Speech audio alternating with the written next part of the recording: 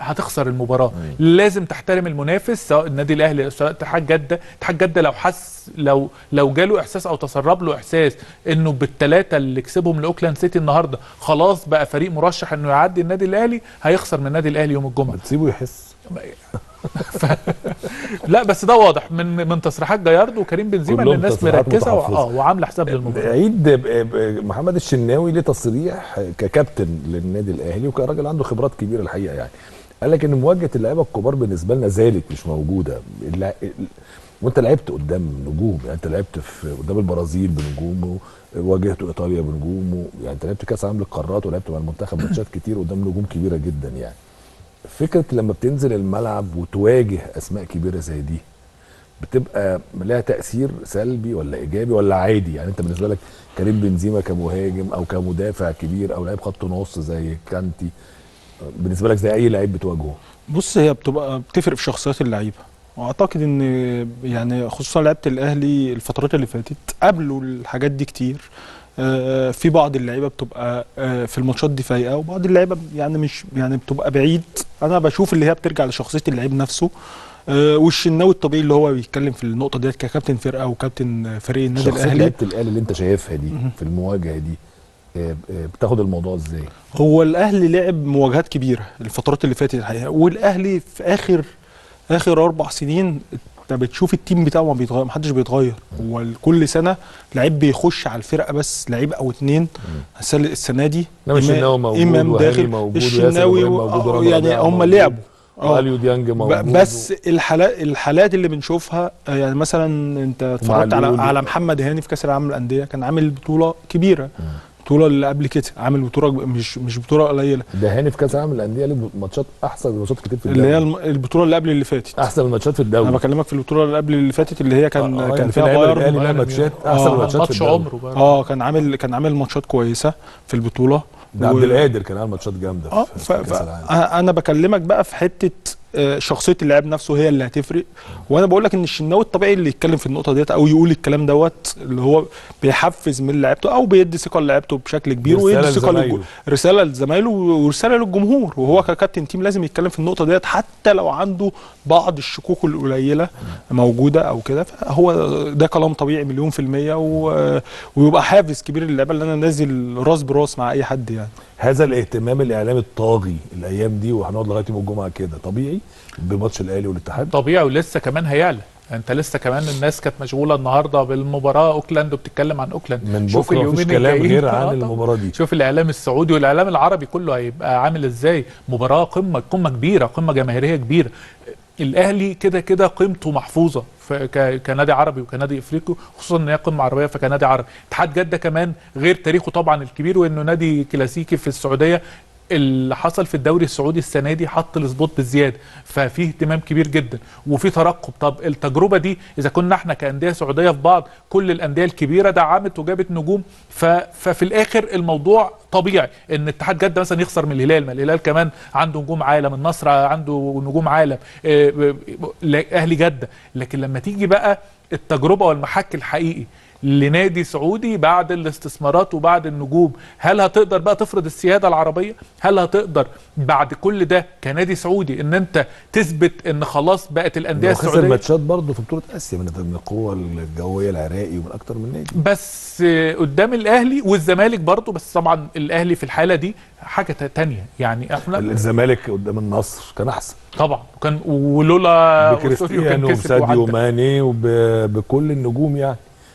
لولا اوسوريو اللي عجن في التغييرات والماتش كان في الثلث الاخير من الماتش، والجول جاي قبل النهايه ب 10 دقايق. هو ماتش كمان ب4 دقايق. حتى الجون جه، انت بتتكلم برضو ما بتلعبش فرقه قليله، ووارد جدا ان انت يجي في الجون بغلطه. انت لو ما غلطتش هو مش كان افضل وما كانش فيه فرص خطيره. انت بتتكلم كمان ان الزمالك ما علوش فرص خطيره في الماتش.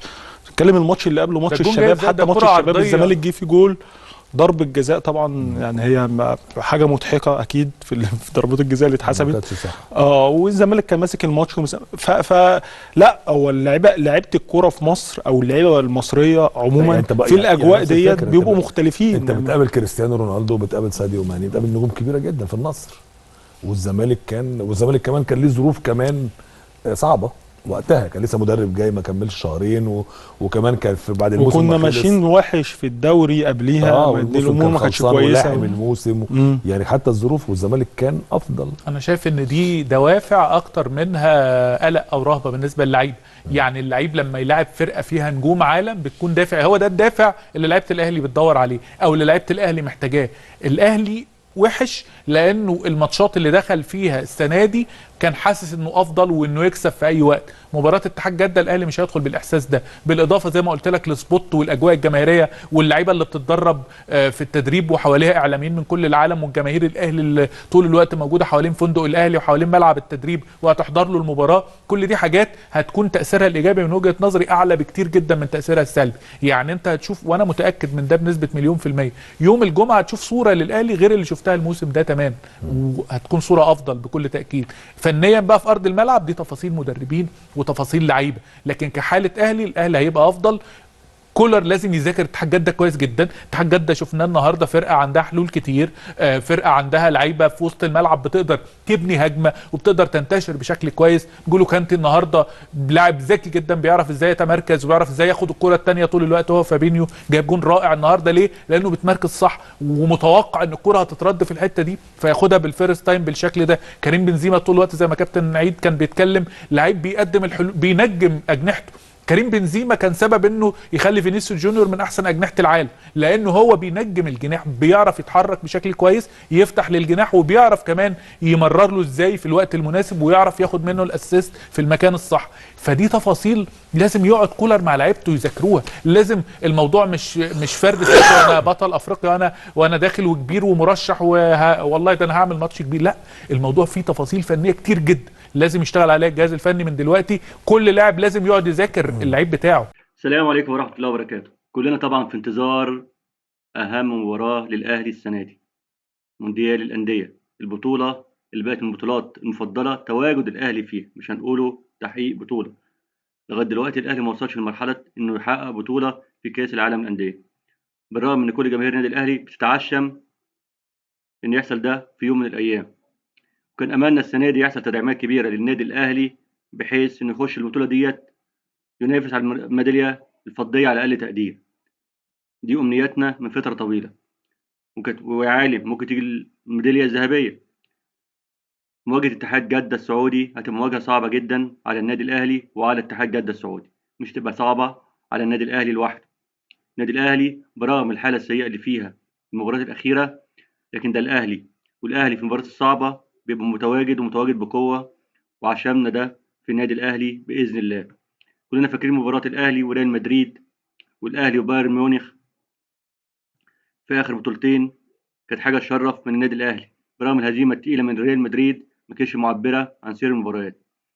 الأهلي هاجم كتير في مباراة ريال مدريد وأضاع فرص كتيرة رغم الهزيمة التقيلة اللي جت متأخرة لريال مدريد. إن شاء الله الأهلي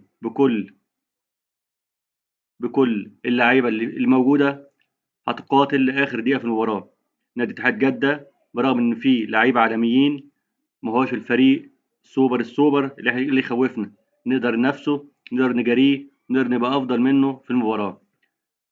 ما عندناش شك في القيمة الفنية للنادي الأهلي، وإن هو ساعة اللحظة الحاسمة هيظهر المعدن الحقيقي لفريق النادي الأهلي. كنت أهلاوي أصيل، كنت من عشاق الرياضة المصرية. ادينا لك اشتراك ولنا رايك في التعليقات وتوقعاتك للمباراة. السلام عليكم ورحمة الله وبركاته.